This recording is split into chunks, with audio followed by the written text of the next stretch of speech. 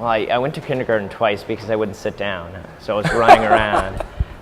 So I think you might translate Shocking. that somehow into what we've got going on right not now. Surprised to hear that. So I think I've always wanted to I've been kind of creative, wanting to innovate and create things, and I think that's kind of translated into my love for starting companies and developing companies. I'm originally from St. Louis. Went to school up in New York. Spent a little bit of time in Boston, and Yen and I actually are neighbors, and we how do you put it?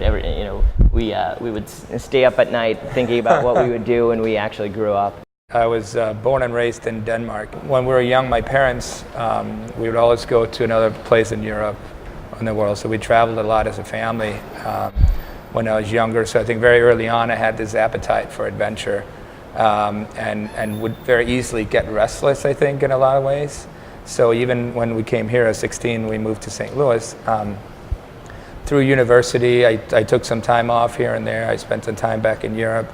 Even after school, I spent 2 years just traveling around, backpacking. I lived in Australia for a little while before coming back to St. Louis, and at the time getting a haircut and shaving and a pension plan and those other fun things. But I always knew I wanted to sort of control my own destiny. I would say, Lab 1500 is an entrepreneurial center.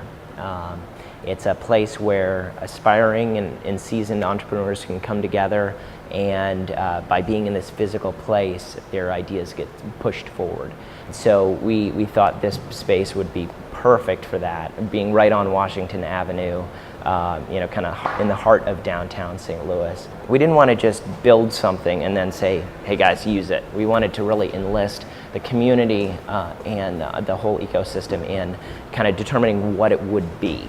I think our vision for Lab 1500 is really a place for people to build connections, for networking, where people just getting started can easily access people that have been there before. We're not trying to steer the people that come in here in any one direction. We don't have an agenda when it comes to what they should be doing with their ideas or their business. We're not the curators of this place, right? We provide the canvas and allow people to come in and really make of it what they want to. And our goal is to provide a physical space where people can come together and help each other grow. Young people returning to St. Louis have a real hunger for starting their own businesses, or their own projects.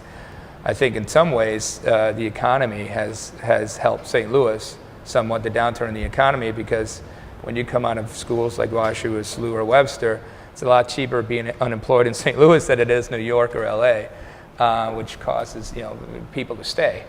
And when they stay, well, what are they going to do? They're going to start projects, they're going to start businesses. St. Louis is a tremendously supportive town.